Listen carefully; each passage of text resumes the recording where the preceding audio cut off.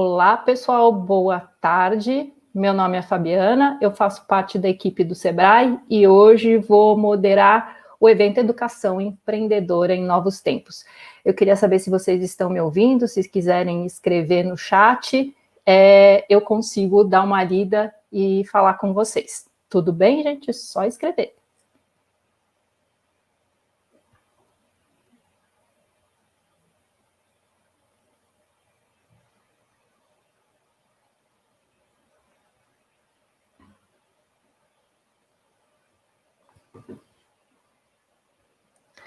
A gente vai aguardar um pouquinho e daqui a pouco a gente começa.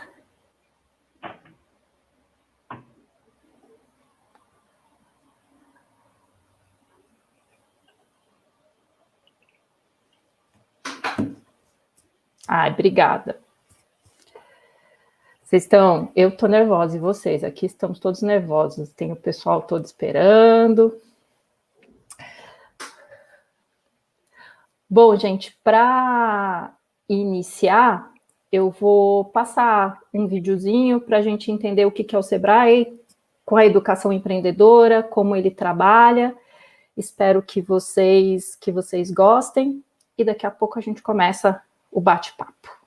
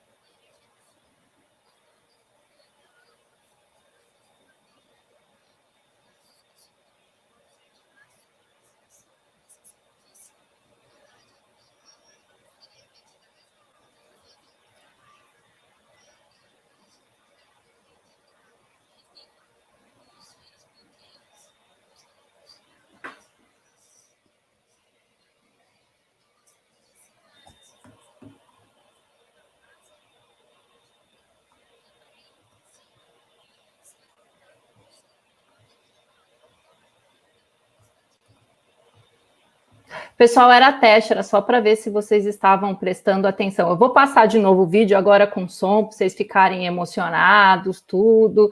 É tecnologia nova, a gente está falando de inovação da educação, a gente vai inovando também. Eu vou passar de novo, tá, gente? Desculpa, mas agora vai com som, vai bonito, tudo dá certo.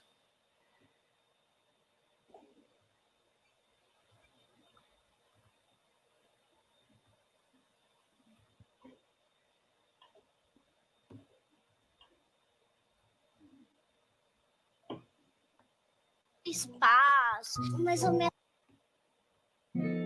Fomentar empreendedorismo significa fomentar o desenvolvimento sustentável local. E por acreditar que educação empreendedora é fundamental para os nossos jovens, é que o Sebrae desenvolveu o Programa Nacional de Educação Empreendedora. O objetivo é ampliar, promover e disseminar a educação empreendedora nas instituições de ensino formal. Com isso, o Sebrae, em parceria com as instituições de ensino, busca contribuir para transformar nossos jovens em pessoas empreendedoras.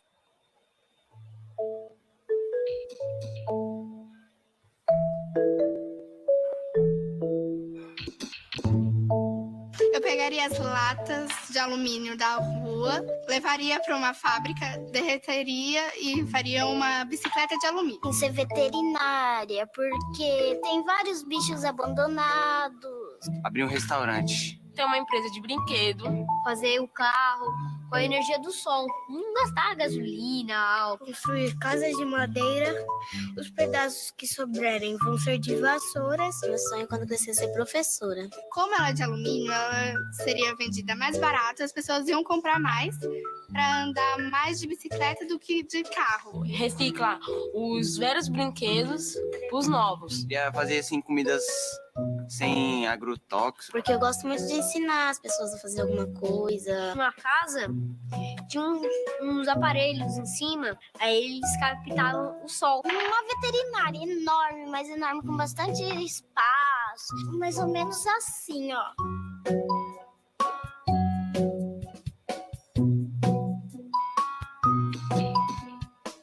Empreendedor, Uma pessoa boa. É ser empresário? estudar, fazer minha empresa. Eu acho que é realizar o seu sonho. Eu aprendo e ensino as outras pessoas. Salvar o planeta. Realizar meu sonho pensando no futuro.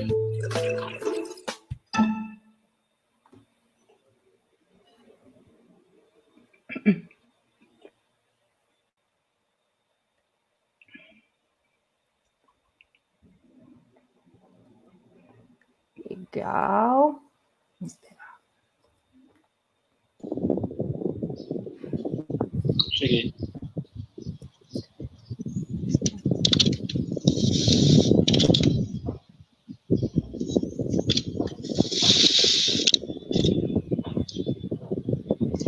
E aí, gente, tudo bem? Ok. Valeu! Bom, gente, agora começamos. Vocês viram um vídeo para entender um pouco o que é o trabalho de educação empreendedora do Sebrae e da gente falar um pouco sobre o que é o empreendedorismo. E hoje, para falar com a gente, eu tenho assim duas pessoas que super gostam de falar de empreendedorismo. Então, eu vou convidar a apresentar cada um deles para vocês. Então, primeiro aí a gente tem a Elise. Elise, seja bem-vinda. A Elise é professora da Rede de Ensino Municipal de São José dos Campos. Ela atua no desenvolvimento e orientação de projetos de empreendedorismo rural, social e ideias inovadoras. Ela também é instrutora pedagógica de empreendedorismo rural pelo Senar São Paulo. Ela também foi segunda colocada do Prêmio Sebrae São Paulo de Educação Empreendedora em 2019 pelo projeto Localiza SFX, que é um aplicativo para falar sobre os atrativos turísticos da cidade do subdistrito de São Francisco Xavier. E foi muito legal o projeto pela questão de envolver toda a comunidade mesmo para participar. Seja bem-vinda, Elise. Oi, gente, estou muito feliz de estar aqui. Fabiana e Priscila, obrigada pelo convite, né? E vai ser muito bom falar com vocês hoje, ver tanta gente conhecida aí no chat, que já estou vendo o pessoal que trabalha comigo, os nossos apoiadores, professores de São José. Eu estou muito feliz pela oportunidade. Eu acho que vai ser bem legal. Legal. Bom, e aqui também a gente tem lá da Paraíba, veio nos visitar, né? Também é o Rodrigo Matheus, ele é professor de História do Estado da Paraíba, atuou em todos os níveis de ensino, desde o fundamental, médio, técnico e graduação. Hoje ele é CEO da Roma Soluções Educacionais, empresa que dá suporte para escolas desde a gestão da própria escola até os projetos pedagógicos. Ele também tem um projeto bem legal que ele criou e produz, o Tempo Não Para. É um espetáculo que trabalha os conceitos do ensino médio, principalmente aí focando no Enem. Seja bem-vindo, Rodrigo. Isso, obrigado, boa tarde a todos. É uma satisfação, uma honra muito grande estar aqui com vocês, estar compartilhando com você, Fabiana. Agradeço o convite e que bom ter conhecido a Elise também, né? Porque a gente está sempre precisando de mais e mais professores ligados na visão empreendedora. Muito legal. Pessoal, para a gente começar, né, o nosso bate-papo, acho que a primeira coisa é falar sobre empreendedorismo. E aí empreendedorismo e professor, né, e educação. E aí, tem ligação, não tem? O que a gente consegue pensar e falar sobre isso? Quem quer começar? Fabiana, Elise, por favor, pode começar. Tá, joia. Obrigada, Rodrigo. Então, gente, como que a gente entende a questão do empreendedorismo com o professor, né? Essa cultura empreendedora também vem muito da questão da formação do professor. Então, quando o professor passa a ter uma postura e se torna, né, flexível, a flexibilidade pelas mudanças, pelo se reinventar, né? Então, o professor, ele coloca para ele uma postura de que ele vai além do que ele tem, né? A questão da além daqueles recursos de sala de aula. Porque quando você fala em empreendedorismo, você fala, né, em questão de negócios. Na cultura empreendedora, nós trabalhamos a questão do empreendedorismo com o aluno. Se ele vai fazer isso um negócio ou não, é uma consequência lá na frente. Ele vai escolher para a vida dele. Mas ele pode, né, saber que ele pode ter o empreendedorismo, empreender em qualquer área que ele for buscar. Então, essa questão da postura do empreendedor. Quando nós, professores, né, porque quando você tem, né, o empreendedorismo, você faz o quê? Seu objetivo é entregar o melhor produto, melhor experiência, né, o melhor serviço. E nós, professores, quando nós entendemos a questão da postura empreendedora como algo que vai ser o nosso diferencial, nós vamos buscar, né, a nossa melhor aula, o nosso melhor recurso, nós vamos além, nós vamos buscar a tecnologia, nós vamos colocar isso para o aluno com a melhor experiência de sala de aula mesmo, né? Até uma vez eu assisti uma palestra onde o palestrante falava, né, hoje você vai dar a sua melhor aula. Quando eu entendi aquilo, todos os dias quando eu chego na escola, eu falo, não, hoje eu vou dar a minha melhor aula. Então, eu vou buscar a melhor experiência o melhor ali, o que eu tenho de melhor para eles. Então, o professor entendendo essa postura, e nós oferecemos aquilo, então os alunos entendem também, né, que nós estamos buscando, nós estamos nos reinventando. Eu até falo, é tudo novo, né? Essa tecnologia é nova também para nós. Estar aqui é novo, né? Então, acho que a educação, o professor com o empreendedorismo tem tudo a ver. Legal. Rodrigo, e aí? Bom, eu entendo que o professor, ele, para poder se entender dentro dessa linha que a Alice falou, de reconhecer que empreender vai além de abrir um negócio, que isso ficou muito na cabeça do brasileiro por muito tempo, né? E hoje a gente vê que está se fomentando e criando um conceito de que empreendedorismo, de fato, vai além disso. O que é empreender? Empreender é você apostar em você. É você acreditar que você tem um potencial, que você sabe fazer alguma coisa, que aquilo que você sabe fazer vai gerar valor para alguém e apostar nisso. É claro que nessa linha de empreender, a gente sofre muito, porque o empreendimento, ser empreendedor, é você apostar em algo normalmente muito novo, naquilo que as pessoas normalmente não conseguem ver ou enxergar como você enxerga. É óbvio que uma pessoa pode empreender, por exemplo, nos seus estudos para poder passar no concurso, isso o professor pode fazer, mas ele tem que saber como conduzir isso. Quando a gente vem para o mercado liberal, e o professor vai estar muito envolvido nisso, mesmo estando na rede pública, que ele está representando ali o papel dele, eu entendo que o empreendedorismo para o professor, ele tem que ter dois conceitos. Primeiro, ele entender que é necessário ele saber sobre criatividade. Ele tem que criar. Para muita gente, criar é complicado porque acha que tem que já nascer sabendo. Não é. A gente já tem vários estudos que mostram que a criatividade é um processo de combinação de ações.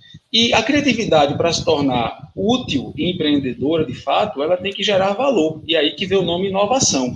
Então, quando alguém resolve inovar, impacta as pessoas que estão vendo essa inovação.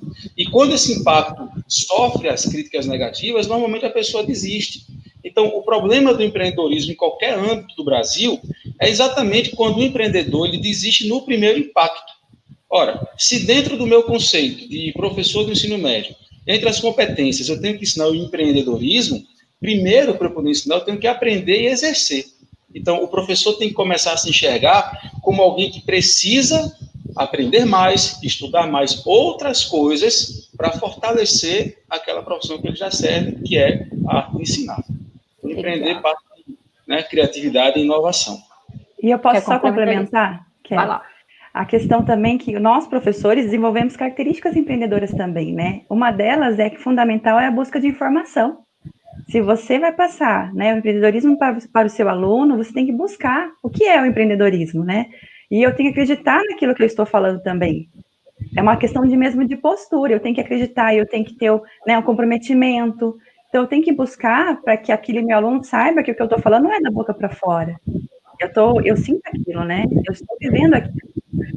Muito legal. Eu estou lendo aqui os comentários que o pessoal está colocando na lateral, e aí dá para vocês também verem do lado direito nos comentários. Até a Cíntia falou, gente, é interessante dizer, né? Empreendedorismo, a gente acha que é um bicho de 7 cabeças, mas não é. Empreendedorismo é um conjunto de comportamentos que a gente vai exatamente colocar, aprimorar, aplicar para quê? Para conseguir bons resultados, para fazer a diferença, como vocês falaram, ou para abrir um negócio, ou para você fazer na sua própria vida. A gente fala muito em intraempreendedorismo, né, para trabalhar dentro de uma empresa, dentro de algum lugar, então, exercitar isso. Então, a gente às vezes acha que é muito difícil, e não, esse é o conjunto de características que a gente trabalha.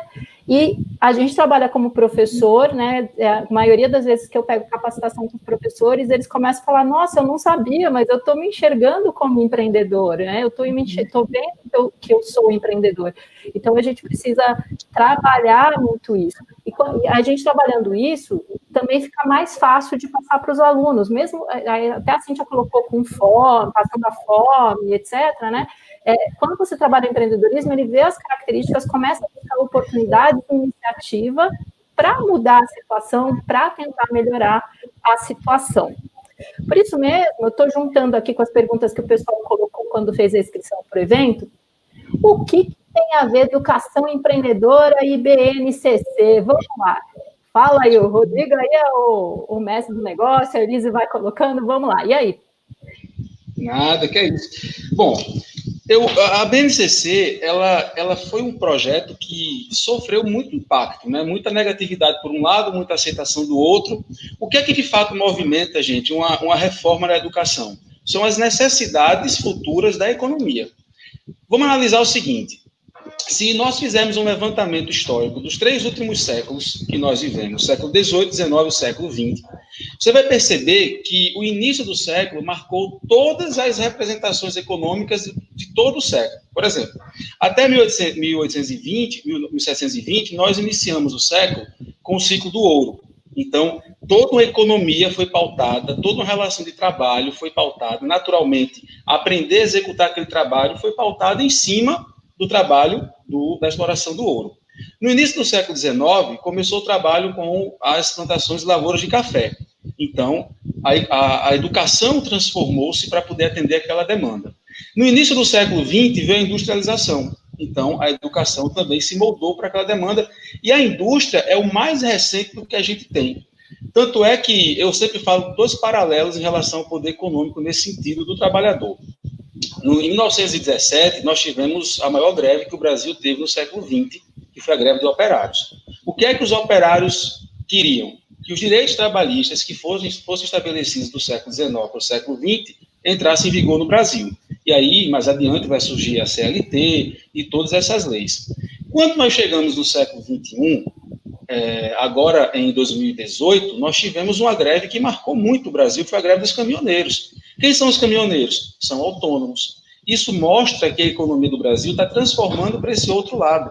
Então, o professor, hoje, ele tem também que se entender como um autônomo. Isso não é algo negativo, ruim, não. Ele só precisa aprender e se entender como fazer isso. Então, no momento que a economia está mostrando que ela está mudando e precisando de novos profissionais, o papel da escola, principalmente no ensino básico, é de formar essa nova mentalidade. Então, quando veio a reforma da educação, que trouxe a nova BNCC para todos os segmentos e transformou o ensino médio, ela deixou muito claro que a escola tem como papel agora preparar o aluno para 3 frentes. Primeiro, para o projeto de vida dele. Segundo, para o mercado de trabalho. Isso não quer dizer que ele tem que sair um técnico profissional da escola, mas ele tem que estar pronto com a mente preparada para o mercado de trabalho, inclusive dentro da faculdade.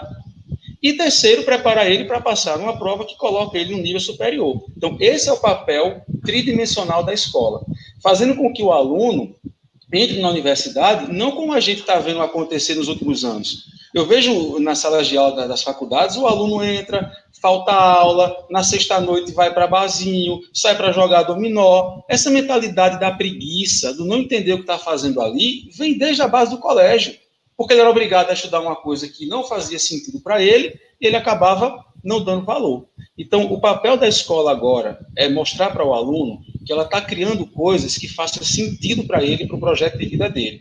E aí sim, ele vai começar a formar uma nova mentalidade para chegar no nível superior e no mercado de trabalho, preparando o projeto de vida dele. Agora, cabe a nós, professores, compreendermos isso e apostar nesse tipo de ideia, porque ela é o que está sendo necessário no momento. Legal. E para complementar o que o Rodrigo falou, né, a BNCC traz o viés, né, como ele falou, do protagonismo, do aluno como protagonista da sua vida, né, sabendo lidar também com situações, saindo do papel de vítima, né, esse o nosso papel de levar para a aluna, ele entender o protagonismo da sua vida, né, mudando a sua realidade, como ele consegue, como ele pode, criando alternativas, criando ideias. Até eu estava estudando esses dias atrás, está saindo aí a linha já da educação 5.0, né, para nós ainda é recente a educação 4.0, onde fala-se muito em tecnologia, né, em robótica, os alunos precisavam estar inseridos nesse contexto. Qual é agora a linha que ainda está sendo estudada da educação 5.0? É trabalhar competências socioemocionais, né? Então, eu vou trabalhar o aluno no emocional, no social, e a BNCC traz isso diretamente ligada com a educação empreendedora. Então, até eu estava aqui olhando, né, tenho aqui colegas professores que estão até participando do chat, que não são só professores de educação empreendedora. E isso também faz com que a gente perceba que a educação empreendedora não é só para aquela disciplina específica, mas sim para professores em todas as áreas, na matemática, no português, que é extremamente importante, né? Então, empreender é inovar na educação. Então, agora, os novos tempos são para todos. Eu falo que agora não tem mais aquela de, né, olha, vou deixar isso para aquela professora porque ela trabalha em empreendedorismo, então ela vai fazer tal dinâmica em sala de aula. Não. E a gente percebe quando a gente trabalha isso, né? O Rodrigo estava falando também no ensino médio. Nós trabalhamos isso na rede municipal aqui de São José, no ensino fundamental. Então, a gente vê a diferença quando os alunos são trabalhados no ensino fundamental, né, com essa educação, quando chegam lá na frente do ensino médio, são outros alunos, são realmente protagonistas do que eles querem, de como eles se apresentam, de como eles buscam, e é o que eu falo, empreender é para a vida. Então, assim, ele pode ser um médico, um grande médico, ele pode ser um professor, ele pode ser um dono de um negócio, mas ele vai entender que vai depender do seu protagonismo. Né? Então, é uma questão de linguagem, né, também, uma questão de como nós, professores, vamos criar ou recriar essa linguagem. Veja, a gente que participa muito, né, Fabiana, Elisa, de eventos variados no Brasil inteiro sobre empreendedorismo, a gente dá palestras, cursos para adultos, e quando chega na realidade de uma criança? Dia desse eu fui chamado para dar uma palestra para um grupo de alunos, meninos e meninas de 7 a 13 anos de idade, de uma comunidade aqui próximo, em João Pessoa, aqui no bairro, né? E eu fui no meio do caminho, montando, né, na minha cabeça, o que eu queria falar para eles, e já prevendo o que é que eles precisam ouvir para dar atenção ao tema que é empreendedorismo. Então, a gente tem que ter muita sensibilidade, daí saber bem das habilidades socioemocionais, essa competência, para poder ensiná-la. Então, no meio do percurso, eu fui pensando, o que é que pode chamar a atenção dessa meninada? Já sei, eu vou começar contando para eles, e quando eu tinha a idade deles, e me apaixonei por uma menina e quis namorar com ela. Aí lá fui eu contar essa historinha, porque querer alcançar um objetivo é ser um empreendedor. Então, se eu começo mostrando para ele quais foram os planos que eu tive para alcançar o objetivo, eles vão saber que aquilo é uma percepção empreendedora que ele pode usar para vários outros pontos. Então, a partir daí, eu comecei a minha palestra até chegar do ponto de explicar para eles como é que eles podem fazer isso, primeiramente dentro de casa, ajudando a mãe, ajudando ao pai. Não é trabalhando para ganhar dinheiro, é organizando a casa, tendo disciplina, respeitar os mais velhos. Como é que ele vai construindo a imagem dele, o eu dele, para que a partir daí ele possa começar a fazer e se tornar aquilo que ele está tentando ser. Então, a gente tem que saber sempre construir muito essa linguagem com bastante sensibilidade. Legal. Olha, são palavras sábias, pelo que eu estou lendo aqui do lado, o pessoal tá gostando, tá falando que é a integração de todas as disciplinas para trabalhar esse conteúdo, e até apareceu aí as palavras da sabedoria, o Marcos Galini, ele estava escrevendo um pouco sobre a BNCC, e, inclusive, a próxima questão eu quis que a gente falasse um pouco sobre empreendedorismo, BNCC, para a gente entender o cenário que nós estamos, e agora, assim, nossa, já tem que mudar, e aí vem o mundo todo e muda, né? Muda. A gente está em casa, tem que pensar num novo modo de ensinar, como é que eu vou trabalhar empreendedorismo com tudo isso. E aí caiu do céu que eu vi dois ex-colegas de Sebrae, super, assim, mestres em educação, entendem de empreendedorismo, projeto pedagógico, o Marcos e a Ana, e eu os convidei para fazer um videozinho rapidinho, exatamente para falar como é que a gente pode desenvolver esse empreendedorismo nos dias atuais, nessa mudança, né, tudo que está acontecendo. E aí eles até lançaram um livro, Gestão Educacional Transformadora, Guia sobre Intraempreendedorismo, Estratégia e Inovação, da editora CRD. E aí eu pedi para eles darem uma contribuição, vou passar o vídeo para vocês verão se eu estou melhor na tecnologia de colocar o vídeo e passar aquela paciência do coração, viu, gente? Mas tudo dá certo nesse planeta. É rapidinho nem tanto, gente. Vai que a gente vai. Mas... Não, pera, vou ter que parar de novo. Para, que eu esqueci de colocar o áudio. Eu falei para vocês que esse é um momento muito difícil de tecnologia, mas aí está todo mundo aprendendo. Você está vendo, gente? A gente aprende tudo na vida, tudo Nós estamos certo. nos inovando, né? Exatamente. Vou colocar aí o vídeo para vocês e vamos lá. Olá.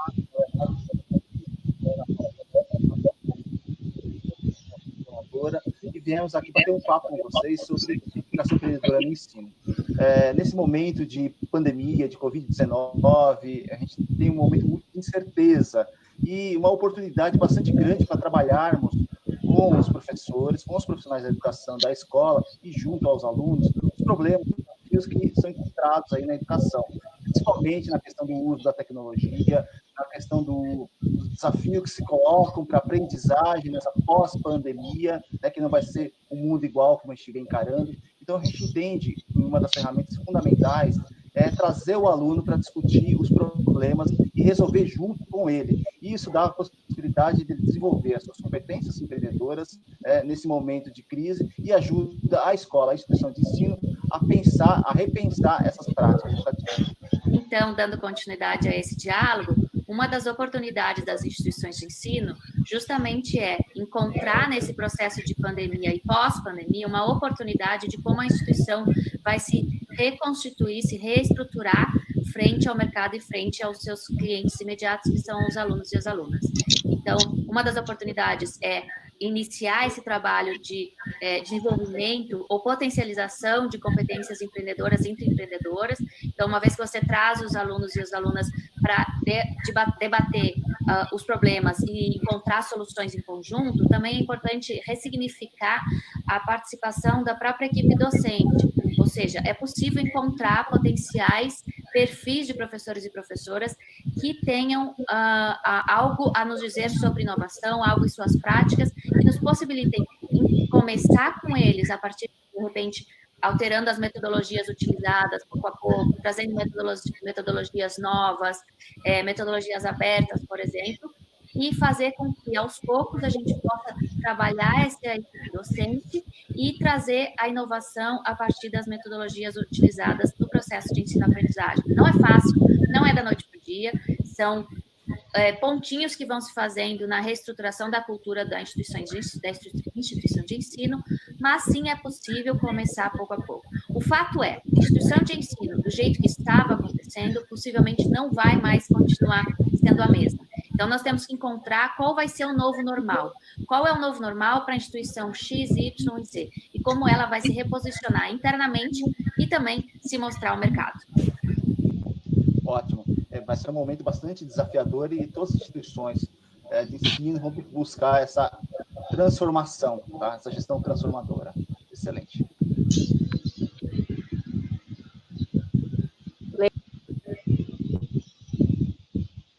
Eu acho que a Fabiana deve ter caído. Aguardar só um minutinho, né, Elisa? Ela vai voltar, que eu acho que ela volta. Eu acho que ela vai voltar, sim.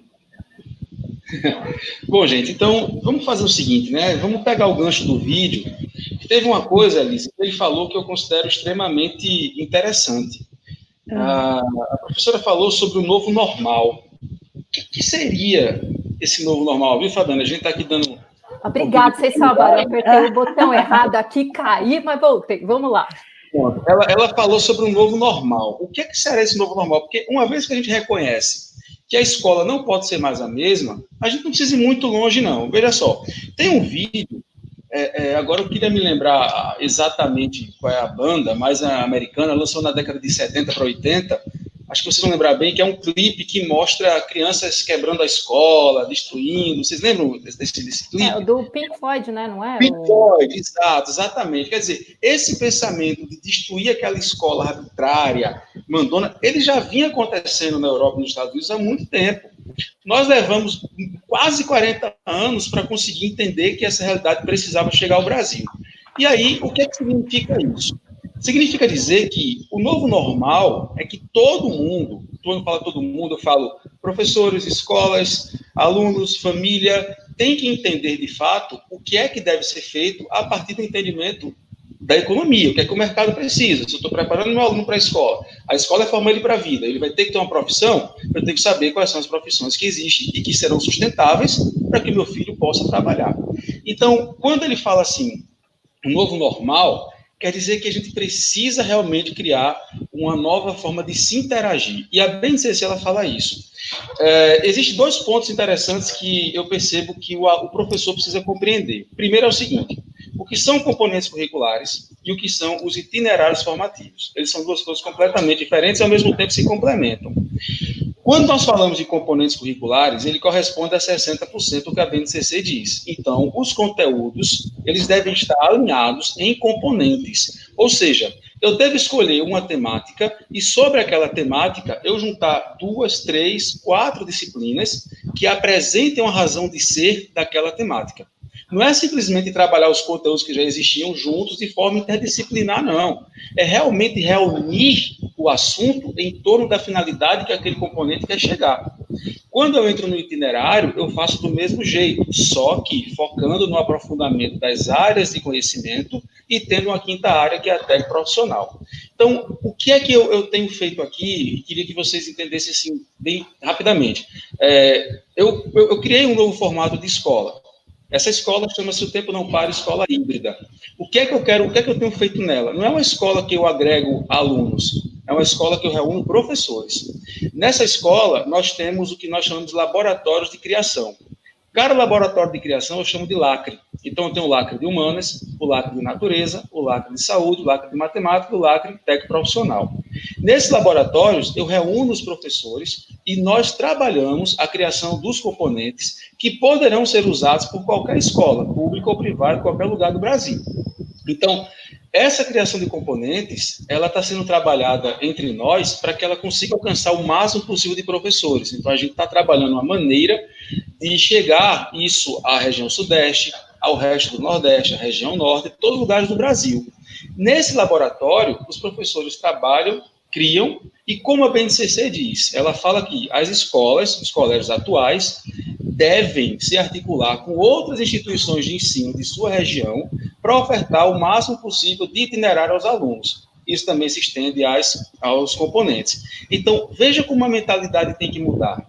A escola precisa entender que ela vai precisar ter parcerias, porque ela sozinha não vai conseguir criar todos os componentes e itinerários necessários para o aluno dela. Então, esse novo normal está sendo gradativamente trabalhado. Eu vou querer muito adiante, depois que nós passarmos esse dia de hoje, ter mais contato com você, Fabiana, com você, Elise, porque a gente vai reunir todos os professores que estão aqui falando no chat que eu estou vendo, perguntas que fizeram, para a gente esclarecer mais isso e tornar essa mentalidade universal. Então, o professor primeiro tem que entender o que são componentes curriculares e o que são itinerários formativos para ele poder trabalhar em cima disso. E também eu queria dizer, assim, como o papel do professor, né? Se reinventar é ter coragem de voltar às suas práticas, né? E pensar o que eu posso fazer diferente, como eu posso estar atingindo esse aluno, como eu posso estar resgatando o meu aluno. Porque quando a gente fala, né, do novo, como que vai ser daqui para frente? Então, é essa reflexão mesmo, né? Como que eu vou estar conduzindo tudo isso?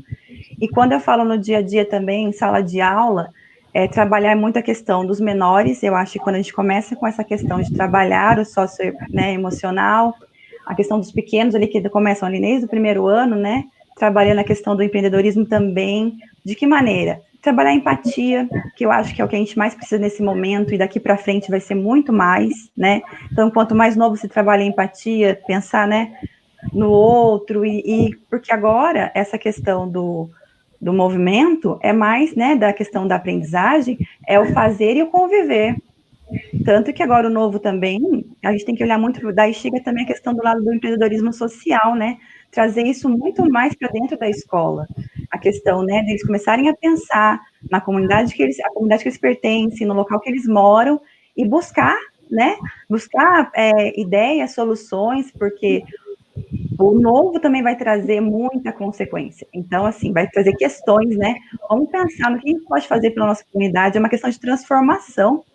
Então, a escola toda vai trabalhar junto, e até falando nas perguntas aí sobre família, né? Essas famílias precisam também estar dentro da escola. A gente tem que começar a pensar no que vai muito além dos muros da escola, né? Então, o social aí também conta muito, e o empreender social é pensar. Até a gente teve uma prática ano passado, quando nós colocamos, né, uma feira de empreendedorismo jovem dentro da escola, onde se envolveu toda a comunidade.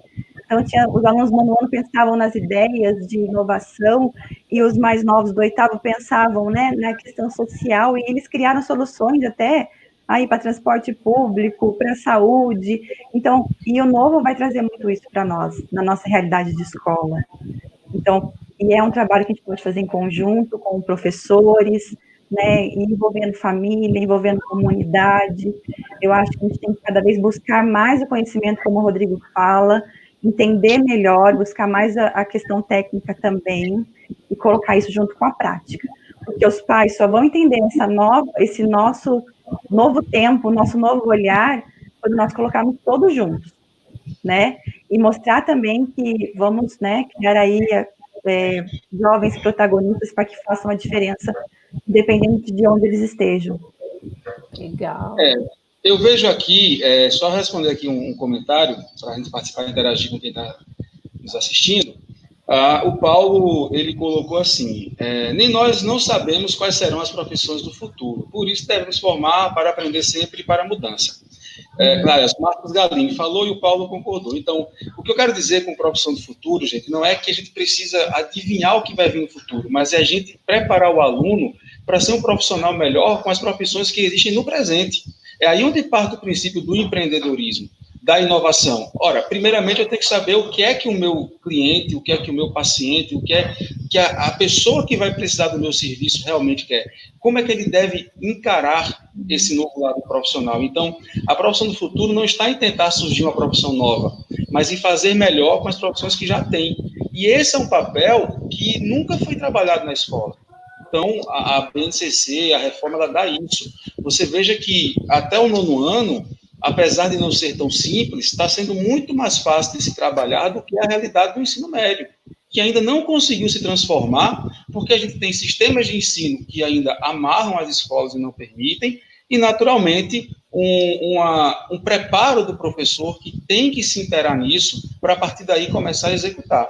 Então, o papel que eu acho que nós estamos fazendo aqui é exatamente mostrar que a gente estamos vendo isso, a gente precisa juntar ideias, conectar mais pessoas para poder a gente chegar nessa conclusão. Não tem nada 100% definido, mas só a gente começar agora a fazer isso aqui, discutir como a gente está discutindo, com certeza já está preparando o que será a nova escola.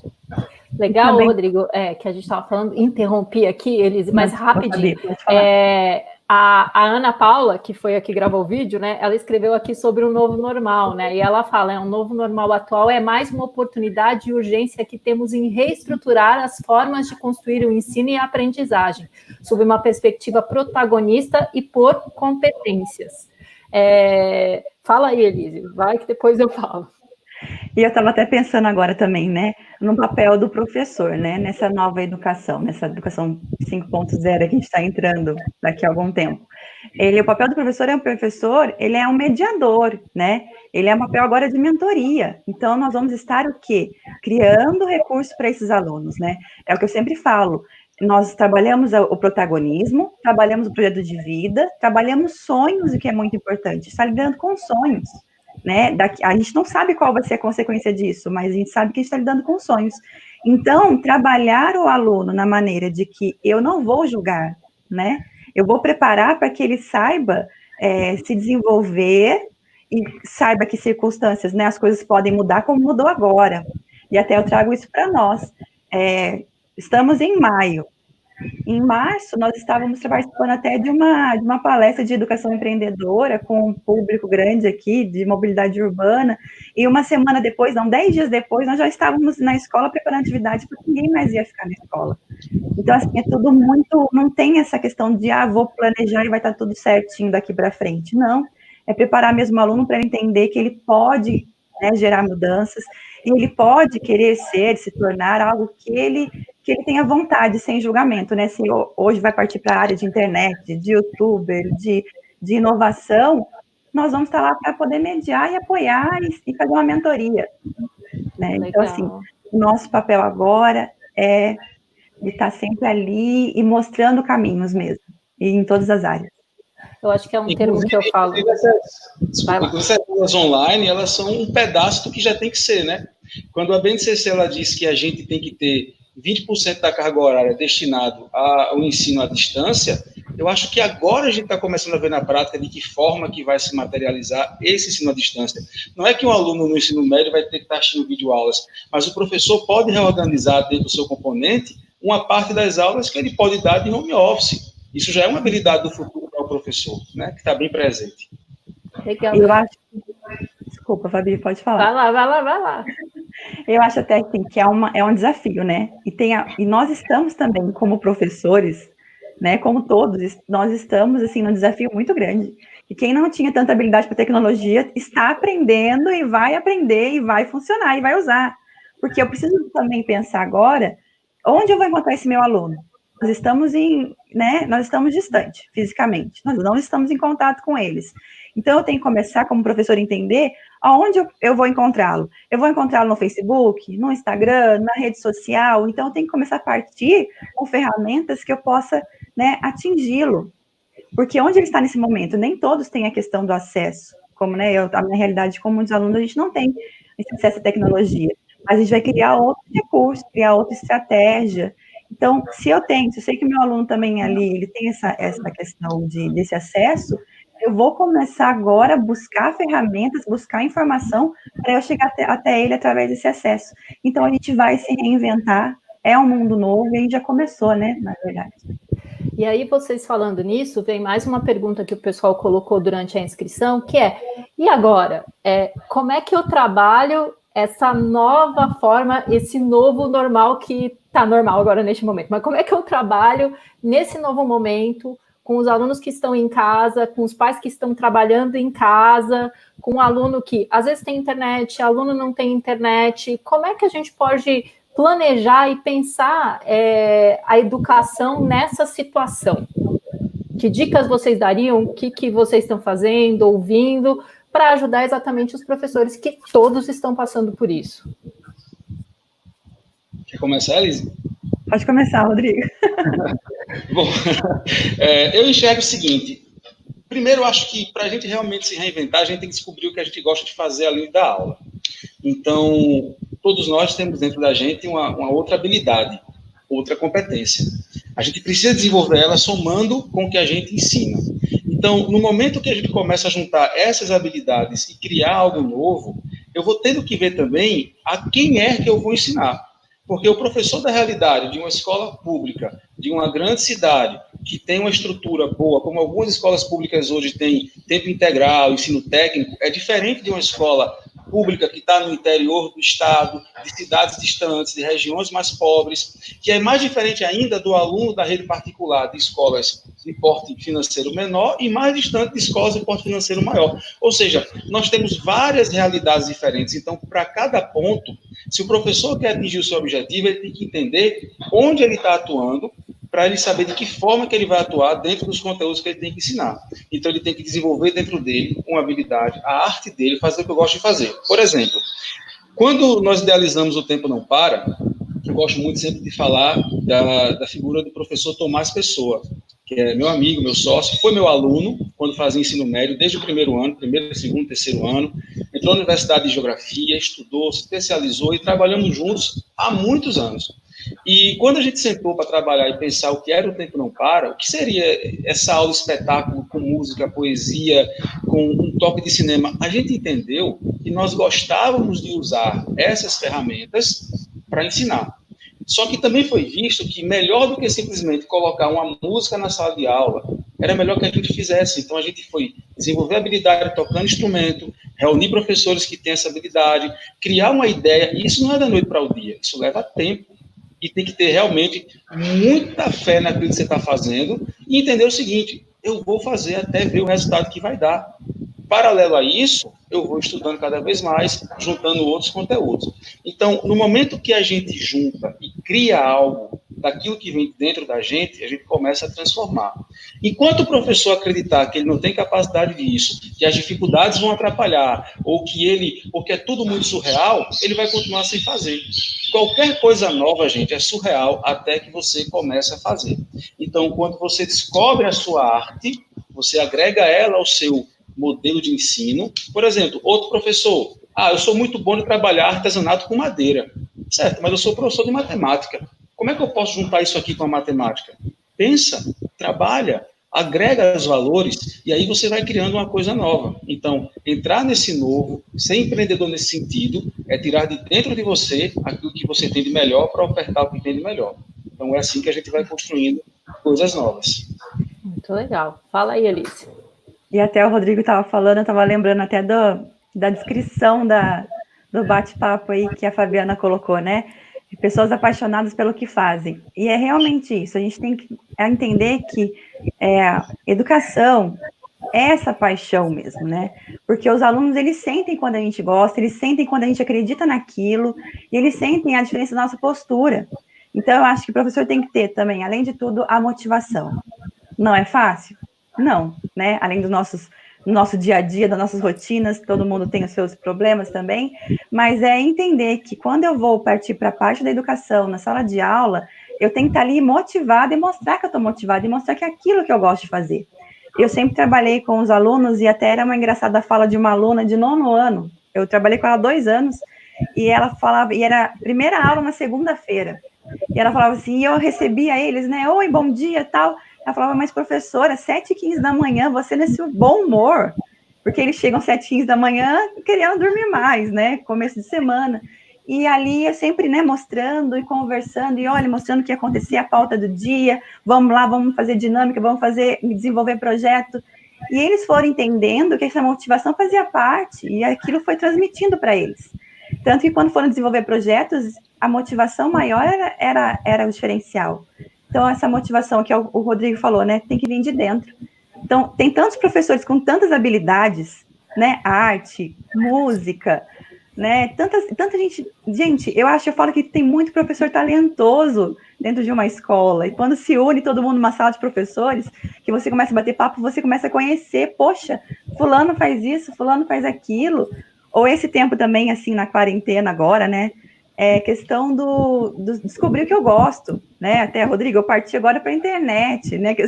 Eu vou entrar nesse mundo porque é uma coisa legal, e que eu posso passar a minha mensagem também para eles e para outras pessoas, outros alunos.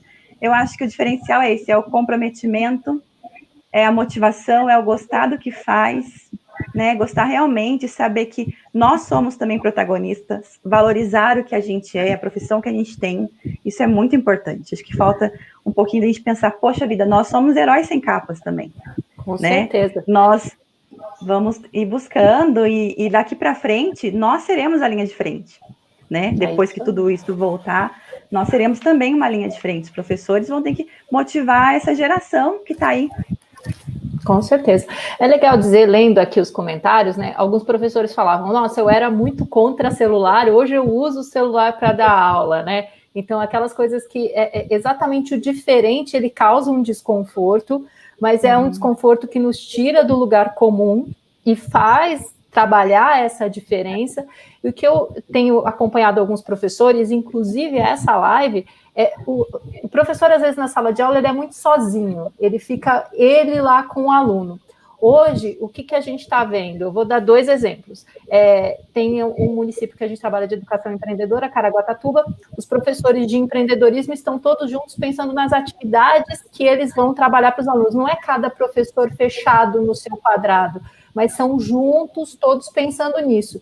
E hoje eu nem combinei, gente, mas eu tenho os moderadores mais chiques, além da Priscila, que é a minha colega do Sebrae, poxa, o Marcos, eu tenho que agradecer, a Ana, que são super especialistas de educação e estão contribuindo aqui. Então, a gente pensar que essa nova forma esse novo normal, né, isso está ajudando a gente a trabalhar de formas diferentes, né? E descobrir talentos, valorizar talentos e não ficar fechado. De repente, a gente fala que às vezes a gente fica fechado nas 4 paredes, né, da sala, mas que a gente pode abrir e trabalhar juntos. E falando nisso de motivação, né, uma outra pergunta é como a gente motiva os alunos a buscarem aprender, a buscarem conhecer, neste momento de tanta coisa mudando, né? Que a gente está tendo que mudar toda a nossa forma de trabalhar, de ensinar, de ver o nosso aluno. E aí? Como é que vocês acham que a gente pode tanto motivar a gente, como motivar os nossos alunos?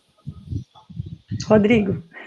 Bom, eu costumo sempre falar para os meus alunos, né, eu digo assim, gente, vamos começar a entender algumas coisas importantes. Primeiro, estudar é muito chato. Estudar é muito chato, mas aprender é muito bom.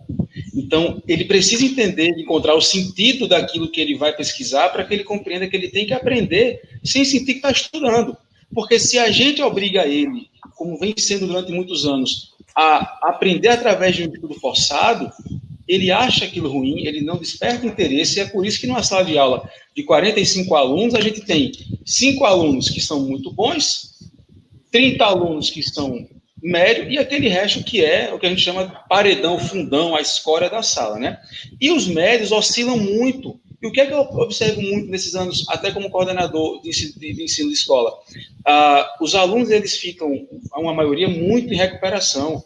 Então, aí vem uma prova, aí às vezes não passa, vai numa final. A gente inventa 1000 maneiras para poder o aluno passar de ano sem se preocupar se ele realmente aprendeu, porque a gente ficou forçando ele a estudar. A gente não desenvolveu nele o interesse pelo aprender. Então, quando eu enxergo que, ao criar um componente curricular, como alguém citou aqui, o professor tem que trabalhar junto, disciplinas diferentes. Então, quando a gente se integra e cria um componente curricular que vai fazer sentido para o projeto de vida do aluno, porque a gente sabe onde ele quer chegar, então ele vai ter interesse em aprender.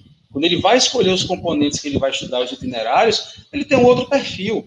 Então, o ensinar ao aprender, que é o nosso papel, é o ponto fundamental da educação que eu entendo para o século XXI. Eu também estava pensando, até o Rodrigo falando, né, a questão do aprender. Eu também trabalhei numa realidade de empreendedorismo no campo, né? Geralmente não se tem tecnologia, né, no campo, são poucos que conseguem. Então, assim, é você entender mesmo a realidade desse aluno, conhecer a sua comunidade. Eu trabalhei muitos anos com empreendedorismo no campo, hoje trabalho no distrito de área rural, tenho tecnologia assim também, mas também tenho momentos que a gente não tem acesso com alguns alunos. Então, é realmente conhecer. O professor ele vai ter que passar ali a entender que é preciso ir, né, ao aluno e buscar saber do seu sonho, conhecer o seu projeto de vida, é conhecimento, porque junto eles vão construir, né, a convivência, o aprender a fazer. Então, acho que, né, colocaram ali, né, mas nem todos têm tecnologia. Sim, nem todos têm, alguns ainda não terão daqui a pouco tempo. Então, assim, é o conhecimento, é o professor tá ali com o olhar de que ele vai ser uma ponte para o aluno, ele vai ser ali algo que vai abrir um horizonte, né, vai mostrar algo novo para ele, e saber que ele pode escolher qualquer área, ele pode seguir em frente. E é o que a Eliana até comentou ali, a Eliana Galvão comentou, né, que quando o professor tem motivação, o professor passa isso, o aluno sabe que vai acontecer de alguma maneira, né? Alice, você fez uma colocação fantástica aí, né? Nem todos os locais têm tecnologia.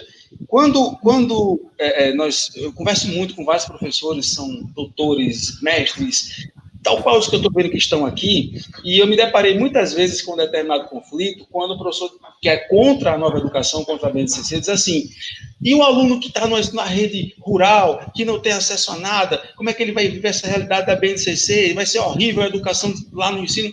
Aí eu disse assim, meu amigo, presta atenção, onde é que você está me dizendo que a atual educação é boa? Em todos os locais. Se eu for para qualquer local agora do Brasil, eu vou ver essa disparidade na educação, inclusive os problemas que você está dizendo que existem. Só que no momento que a BNCC me dá a flexibilidade da autonomia escolar e eu posso criar componentes com base nas regiões que eu ensino e itinerários com base nessa região, eu vou estar democratizando o acesso daquele aluno ao que ele precisa aprender.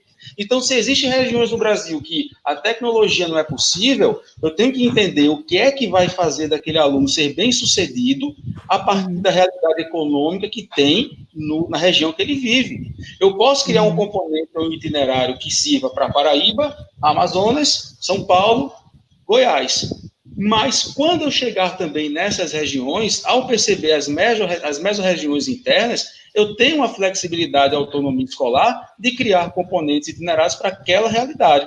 Então, o que me entusiasma hoje com a reforma da educação, com a nova BNCC, é essa democratização que ela dá na criação de conteúdos, principalmente a partir dos itinerários.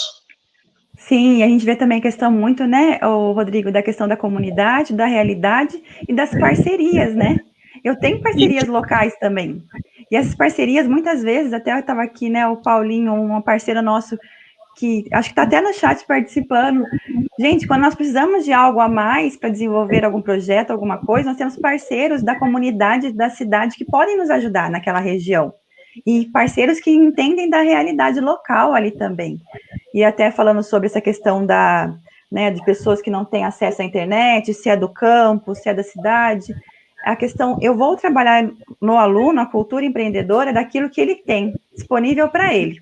Quando eu trabalhei no campo, nós trabalhamos com alunos que faziam uma horta, né, agroecológica, e eles vendiam para poder pagar uma viagem de formatura. Então, empreendedorismo a gente trabalhava projeto de vida. Então, assim, independente de onde o professor estiver, ele precisa conhecer e saber que ele pode sim fazer diferença, conhecendo, né, os seus alunos, conhecendo a sua realidade local, e mais uma vez, o empreendedorismo social vai ser, assim, fundamental dentro da educação, não tem como fugir disso, né, pensar no que podemos fazer de solução, de ideias, e saber que precisamos sim, e eu acho que essa nova educação vem para melhorar e para dizer, olha, todos conseguem e todos podem. Legal. Eu acho que é o que o pessoal está comentando, né? Atividades realmente significativas na realidade do aluno, aonde ele está, quando ele consegue ver que aquilo que ele está aprendendo, ele pode aplicar no seu dia a dia, ou ele enxerga naquilo que ele está vivendo, ele tem muito mais facilidade de absorver isso. Por isso que é legal o empreendedorismo, o trabalho de educação empreendedora que a gente faz. A gente traz esse conteúdo para trabalhar, e aí ele vê, poxa, por que eu estou vendo matemática, por que eu estou vendo língua portuguesa, por que eu estou vendo biologia, e aí tem como a próxima pergunta, que era como trabalhar a equidade na educação empreendedora. Acho que vocês falaram muito isso, né? Conhecendo e se adequando à realidade, a gente consegue envolver muito mais esse aluno. Pessoal, vamos lá, o pessoal está comentando muito, né? Mas eu estou aqui com uma participação especial. Aqui a gente é chat aqui no YouTube, é chat no WhatsApp, é comentário, né? Eu tenho a tecnologia japonesa, né? A Priscila que está aqui, comenta aqui com vocês, desesperada, gente. Entrem no link bit.ly/Presenca Sebrae para falar a sua presença, porque depois a gente manda o link com os dados do Instagram da Elise, do Rodrigo, a indicação do livro do Marcos e da Ana e outras coisas aí que a gente vai colocando para vocês. Então, preencham aí a presença. Mas, então, por isso, né, nós temos aqui o Silvio Lago de João Pessoa. O cara, ele é seu fã, Rodrigo. Fã pra caramba. E aí ele pergunta como é que pode integrar a educação física com os conteúdos do Enem. Ele falou, pediu para perguntar para você pode dar uma dica para ele. Bom, seguinte, gente. A primeira consciência que a gente tem que ter é que a educação física agora, ela deixou de ser simplesmente um papel meramente mecânico, porque antes a gente via a educação física como sendo só fazer atividade física. E veja só, teve uma época que as escolas faziam muito assim, se o aluno ele faz algum esporte fora, ele está dispensado de educação física. Só que a BNCC, ela foi muito inteligente. O que é que ela fez? Ela pegou a educação física, ela pegou arte, ela pegou língua portuguesa, pegou língua inglesa e colocou em uma só área de conhecimento. Então, o mesmo peso que hoje existe para a língua portuguesa, existe para inglês, existe para a educação física e para a arte. Então, se em uma área de conhecimento eu tenho essas 4 disciplinas, eu posso criar um componente usando o professor de educação física com o professor de língua portuguesa, porque a educação física representa movimento, se tem movimento, eu tenho linguagem corporal. O ser humano, quando começou a se relacionar nos primeiros primórdios da história, nos primórdios, foi através de linguagem simbólica. Não existiam palavras. O ser humano não tinha criado palavras. Então, os primeiros seres humanos que usaram a forma de se comunicar foi através de gesto. Então, o gesto é uma linguagem. Então, se o esporte, quando a gente vai ver um time de vôlei, eu acho interessante quando mostra, antes do saque, fica, acho que é o central lá, né, que chama, com o dedo para trás, mostrando um sinal, como quem diz, lança naquele e tal. É uma comunicação. Eu posso pegar a educação física e juntar com a arte. Eu posso pegar a educação física e juntar com o inglês. Então, a modalidade de criação dos componentes dos itinerários estão diretamente associadas ao entendimento de que essas disciplinas fazem parte agora de uma mesma área de conhecimento. Então, a educação física passa a ter um valor muito maior do que meramente ligado à saúde. Também está ligado à comunicação. Legal, legal. Quer comentar alguma coisa, Liz? Gostei muito do que o Rodrigo falou agora, e também queria só voltar um pouquinho, que eu estava aqui pensando, a cabeça da gente fica mil, né? Vai falando, mas vai escutando, vai pensando. Quando a Fabi falou que os professores lá são de Caraguá, Fabiana? Tem professores aí? São de Caraguá, tem. Ai, gente, olha, um abraço, nasci em Caraguatatuba, sou de lá, moro em São José, em São Francisco, mas sou de Caraguá, um abraço para todo mundo. Então, assim, quando falaram que eles estão unidos, né, pensando em estratégias, eu queria só falar também que a gente precisa parar para pensar que não é aquele professor da tal disciplina ou aquele outro, né, da arte, do inglês, deixa ele lá que ele está fazendo a questão do inglês. Muitas vezes eu passo por isso, sou vista como, deixa a professora lá de empreendedorismo, ela faz lá a parte dela, não. E a gente também tem que parar para pensar que tem que perder essa questão de não vou pedir ajuda para o meu colega. Porque não, imagina, eu sou professora, eu estudei, então eu sei. Eu não vou lá chegar para o meu colega e falar, olha, você me dá uma dica, vamos fazer alguma coisa junto? Tem muito essa questão, né, dessa restrição ainda. Então, é pensar que agora é um mesmo, junto com o outro, né, no aprender a conviver também entre nós, educadores, o aprender a fazer juntos e fazer com que aquela escola que a gente está inserido seja algo, assim, um diferencial para a comunidade. Mas todos juntos, e não ter esse medo, né? Eu acho muito legal, professores quando sentam aí, juntam, olha, qual vai ser a nossa alternativa, como que a gente vai fazer daqui para frente, né? A gente vai lançar as aulas online, a gente vai montar as atividades, vamos juntos tentar mudar isso. Então, professores, compartilhem, estejam juntos, sabe? Tem tantas coisas, né? Criem estratégias em coletivas. Agora, trabalhar em grupo é muito importante, trabalhar da maneira coletiva ou social é muito importante para esse novo momento. Já era importante, agora passa a ser mais ainda. Né? Então, isso tudo é empreender, gente. E eu vou fazer uma pergunta agora, mas é porque, assim, eu tenho muitos colegas que são pais e que hoje estão, além de se desdobrar trabalhando em casa, também tem que acompanhar o filho fazendo as atividades. Eles estão loucos, né? Loucos completamente, falam que eu não sei como é que eu sento, porque eu tenho que acompanhar meu filho. Que dica que vocês dão para os professores elaborarem atividades, pensar em, assim, trabalhar o conteúdo de um jeito que o aluno possa aprender, o pai não ficar tão sobrecarregado, que aí é uma parceria, porque hoje, sinceramente, a gente está vendo, eu vejo pais falando assim, meu Deus, esse negócio de homeschool não é comigo, esse negócio de eu ensinar não é do aluno, estou ficando louco.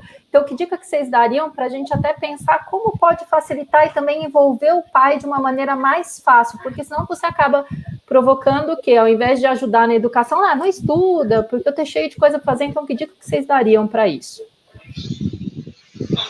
Você quer falar primeiro, Elise? Pode falar, Rodrigo. Bom, eu digo assim, está acontecendo é que os professores estão transmitindo para o online a mesma coisa que fazendo presencial. E como o pai está em casa, como a mãe está em casa, ele está se relacionando diretamente com aquilo. E assumindo para si próprio um papel que ele percebeu que antes era só do professor. Então, a escola tem que ter primeiramente esse papel, não é jogar para o professor, cabe às coordenações que coordenam o plano pedagógico da escola, explicar e criar uma maneira de como é que a escola deve se portar no momento online. Foi o que eu fiz lá no colégio. A gente reuniu toda a equipe de coordenação, do infantil ao ensino médio, e nós debatemos sobre cada realidade. Então, qual foi a proposta que foi bem adequada? O professor, ele precisa passar as atividades que o aluno desenvolva nele a capacidade de pesquisa. Porque quando falamos de habilidades do futuro, uma das habilidades do futuro é o aluno aprender a ser autodidata. Ser autodidata não é no sentido de, não preciso do professor da escola, vou estudar sozinho. Não, isso não existe. A escola é fundamental pelo processo da sociabilização, a escola é quem dá o norte do conhecimento científico, mas ele tem que ser autodidata no sentido de saber que ele tem que fazer pesquisas para responder as dúvidas dele, e não sempre querer só que alguém responda. Então, enquanto os professores estiverem mantendo suas aulas naquele sentido que o aluno sempre vai depender dele para responder tudo, e ele não estando mais como estava antes, esse papel vai sobrar para os pais. Então, a escola tem que, dentro do corpo pedagógico, no momento online, recriar um novo formato, passar isso para as famílias, orientar os professores, e as atividades e as aulas têm que ser congruentes com o estímulo à pesquisa. Quando o aluno entende que ele vai ter tempo para pesquisa, tempo para resposta, que a gente está vivendo outra realidade temporal, então o peso vai sair mais das costas dos pais e vai ficar mais a responsabilidade de quem tem que estar, que é do aluno, que tem que aprender. Então, eu entendo que a escola tem que realmente se recriar a partir das coordenações e do plano pedagógico para tirar esse peso do professor e da família. Legal. E eu entendo, concordo, Rodrigo, e entendo também que a questão das atividades precisam ser desenvolvidas também com autonomia pela criança, né? Porque elas possam ser desenvolvidas com autonomia, né? Porque ele está ali, ele está em casa, ele vai, né, saber que ele precisa ir buscar informação, lógico, de acordo com a faixa etária, né, com o ano, e o professor precisa entender isso, que é uma nova realidade. E os pais estão, sim, a gente percebe, né? Eu tenho sobrinhos e a gente consegue entender. É um momento desafiador para os pais também, né? Não é fácil. Para o professor não é fácil ter que elaborar aulas, e elaborar a videoaula não é também uma coisa tão simples. Se passa, assim, horas elaborando conteúdo, como eu vou passar isso pelo vídeo, como eu vou fazer com que o meu aluno, né, entenda, o aluno de ciclo 1, né, fundamental 2, como que eu vou passar essa atividade para ele, né? E também é importante criar uma rotina para essa criança, para esse adolescente, porque isso vai fazendo parte com que você consiga fazer todo esse movimento, né, da autonomia, do horário de estudo, porque vai facilitando um pouco essa nova realidade. Legal, legal. Gente, é muito legal ver a contribuição no chat, vendo as pessoas falando, eu tenho tal coisa, faço tal coisa, etc. Eu sei que todo mundo aí tem uma rotina bem puxada, então, assim, foi uma hora a proposta da gente fazer mais ou menos uma hora de conversa. Eu acho que deu para abordar os temas que todo mundo colocou aqui nas perguntas. Eu só tenho a agradecer os dois apaixonados pela educação que se propuseram. Legal, a Elise já é parceiraça que eu conheço há muito tempo. O Rodrigo foi graças a essa pandemia, assistindo uma live. Eu falei, poxa, esse cara é legal, eu vou chamar. E ele topou. Eu falei, Rodrigo, não pago nada, o negócio é a gente ajudar e mudar aí a vida das pessoas. Ele falou, topo, legal. Então, eu só tenho a agradecer pela parceria. É legal dizer, estamos 3 numa tela, mas para isso funcionar, muita gente, é toda uma equipe, então, do escritório do Sebrae aqui de São José dos Campos, que eu tenho que agradecer, principalmente a Priscila, um monte de gente, o Marcos e a Ana que estão aí no chat, eu só tenho a agradecer, parceiros que quando eu entrei no Sebrae me ajudaram, me ensinaram bastante, hoje estão chiques com livros, tudo, então é um super orgulho, eu só tenho a agradecer. Vocês queriam dar as últimas palavras, aquela coisa bonita de final de Oscar? Por favor, podem falar. Agora eu posso começar? Tá bom. Gente, eu só quero dizer assim que realmente uma questão de gostar do que faz, ser apaixonada pelo que faz, que eu acho que a gente vai trazendo isso e eu quero agradecer a oportunidade de poder passar isso para vocês, né? Que a gente tem tanta coisa dentro da gente, né? Das nossas emoções, do nosso coração, é tanto sentimento, né? Envolvido nessa questão da educação, nesse amor pela educação. Eu quero agradecer muito Fabiana, Priscila, pessoal do Sebrae, Rodrigo pela oportunidade de conhecer mais esse profissional, né, incrível. Eu quero mandar um grande abraço para minha diretora, Thaís, e para o pessoal do CEDEMP, para minhas coordenadoras, Carmen e Bia, que me ensinam tanto a questão também do empreendedorismo, a toda a equipe, para minha mãe, que é uma professora aí, que me ensinou tanto também, e dizer que eu tenho esperança de que dias melhores virão, uma educação a gente pode também fazer a diferença, com todos os nossos desafios, né, os pais, os professores, as crianças principalmente, e dizer que, gente, eu fiz um e-book, tá? Posso falar rapidinho? Eu fiz um e-book, eu escrevi na segunda semana da quarentena, é bem curtinho, com 7 dicas de como, né, para professores, como vai ser essa volta, quando nós voltarmos a ter contato com os nossos alunos. Eu vou estar disponibilizando gratuito pelo e-mail, pelo WhatsApp, e dizer que eu estou muito feliz, a educação empreendedora é o caminho. Maravilha. Bom, eu quero também agradecer a Fabiana, agradecer a Elise. Fabiana, pelo convite, pela confiança também, e toda a equipe está trabalhando com você, que a gente foi percebendo, né? Desde o início você falava, vou falar com o meu gerente, vou conversar, e cada um foi se conectando, e vocês foram dando esse espaço, que eu acho que a gente pode fazer, inclusive, mais vezes, com mais temas, para mais professores. Vou estar sempre à disposição, tá? Porque eu acho que isso é uma questão agora de... É uma missão que nós temos, tá? De trabalhar nisso de forma incansável, porque a educação é, de fato, quem vai transformar a realidade desse país. Então, eu acredito que se a gente se une, se a gente trabalha, se a gente acredita, a gente vai conseguir espalhar isso. Agradecer a Elise por todo esse conhecimento que você tem, tá? Passar isso para a gente desde a primeira reunião. Falamos várias vezes em você aqui, quando a gente viu sua participação no Prêmio de Educação Empreendedora do Sebrae. Caramba, essa pessoa vai estar falando comigo aqui. Né? Então, isso foi muito satisfatório para mim, muito feliz também, né, por esse momento de agora, e dizer a vocês que estou à disposição para mais conversas. Fabiana, quando você for colocar lá as informações que os participantes queiram sobre a gente, além do Instagram, também peço que você possa colocar o meu WhatsApp, tá? Para que eles possam entrar em contato comigo, que a gente dialogue. Eu acho que a gente tem muito que conversar e trabalhar nesse tipo de pensamento. Então, muito obrigado a todos vocês. Fiquem todos com Deus e estou aqui. É isso aí, gente. Inclusive, ó, de novo, na descrição do vídeo, na parte de baixo, tem a lista de presença. Coloquem ali, preencham, porque a gente pode fazer um quiz, na verdade, um questionário para ver que temas que vocês querem relacionando empreendedorismo e educação. Quem sabe aí vocês veem o ao vivo, o Marcos e a Ana participando. Então, vamos trabalhar, construir. Eu acho que esse é um primeiro papo que a gente está fazendo e que pode dar muita coisa boa. Então, eu gostaria de agradecer muito vocês, agradecer toda a equipe do Sebrae, de novo, que ajudou isso a fazer acontecer. E a gente está aprendendo, pessoal. Professor é isso, a gente não sabia aprender mexendo na tecnologia, estamos todos mexendo aqui na tecnologia e fazendo um evento muito legal. Gente, muito obrigada. Bom trabalho para todos e a gente vai se falando. Obrigada. Tchau. Tchau, gente.